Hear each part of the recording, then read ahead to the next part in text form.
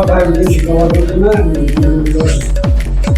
তারপরে আমাদের অনেক প্রতীক্ষা, অনেক দিন দীর্ঘদিন আন্দোলন সংগ্রামের পর দীর্ঘ 18 বছর রাষ্ট্রপতি লড়াই সংগ্রাম করে আমরা যে আমাদের একটি কাঙ্ক্ষিত নির্বাচন, এই নির্বাচন 12 তারিখ 12ই ফেব্রুয়ারি অনুষ্ঠিত হবে।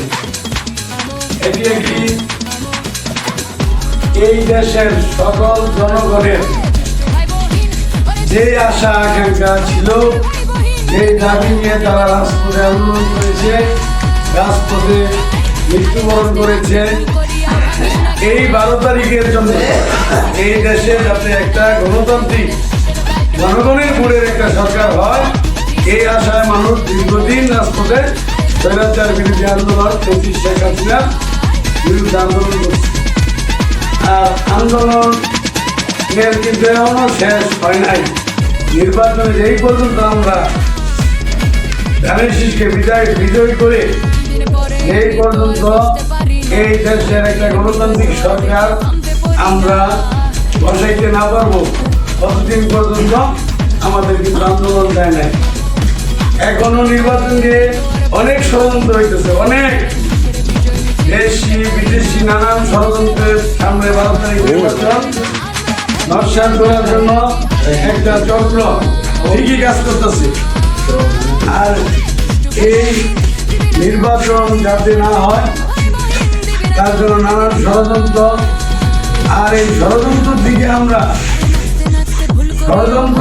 আমরা না চেয়ে আমরা ঐক্যবদ্ধভাবে ধানের শীষে বিজয়ী করার জন্য আমরা রাজপথে ভোটের দিন পর্যন্ত নির্বাচনের রেজাল্ট পর্যন্ত আমরা কেন্দ্রে অবস্থান করবো, যার অবস্থান থাকবো, যাতে কেন্দ্রে কোনো ভোট কারচুপি, জাল ভোট বা কোনো ষড়যন্ত্র ওইখানে না হয়।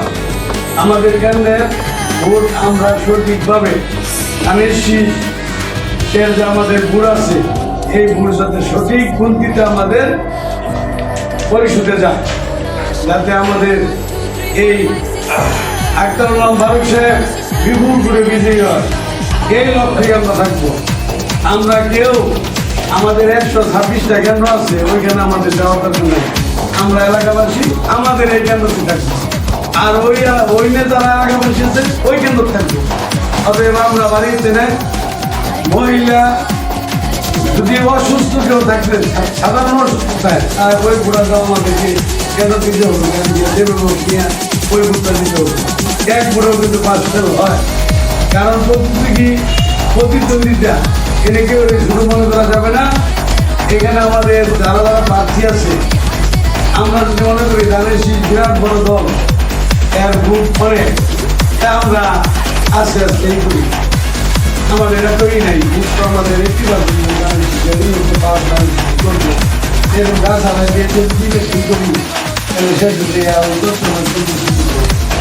আমরা দেখলাম না, সর্বোচ্চ শক্তি নিয়ে আমরা মাঠে থাকবো, নির্বাচনের ভোট শেষ পর্যন্ত মাঠে থাকবো, যাতে আমাদের প্রার্থী ধানের শীষ বিজয়ী করতে পারি।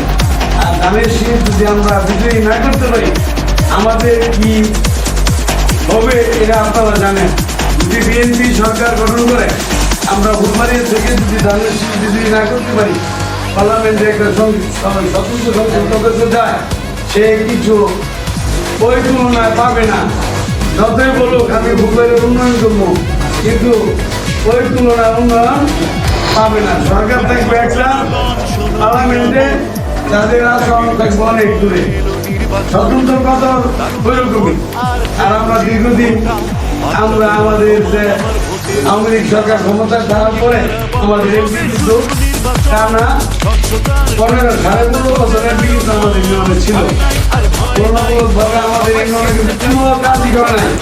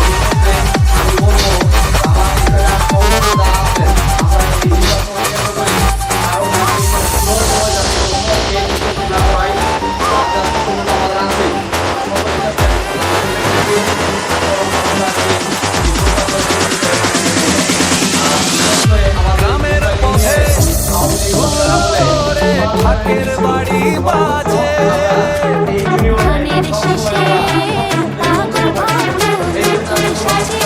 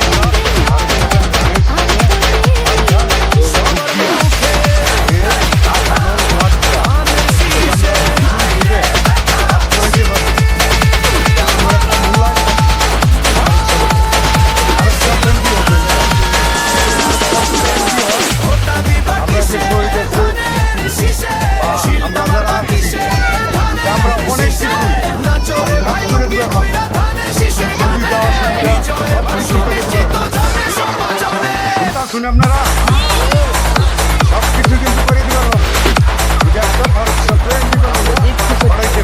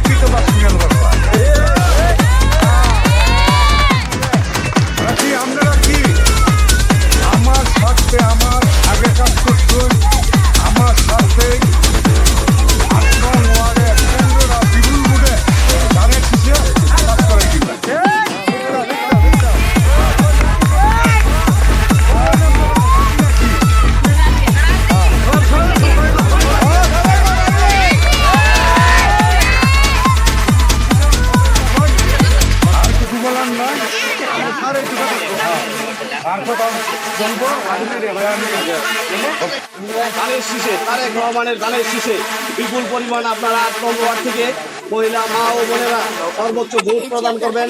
৬ সকালে ভোট কেন্দ্রে যাবেন, আপনাদের নিজ ভোট প্রদান করে আগামী দিনে এই বাংলাদেশের মানুষের স্বার্থে, গরিব মেহনতি মানুষের স্বার্থে আগামী দিনে যাতে এই বাংলাদেশ পরিচালনার দায়িত্ব বাংলাদেশ জাতীয়তাবাদী দল বিএনপি চেয়ারম্যান জনাব তারেক রহমান তার হাতে থাকে, এই বলে আমি আপনাদেরকে আবারও ধন্যবাদ জানাই সময় দেওয়ার জন্য।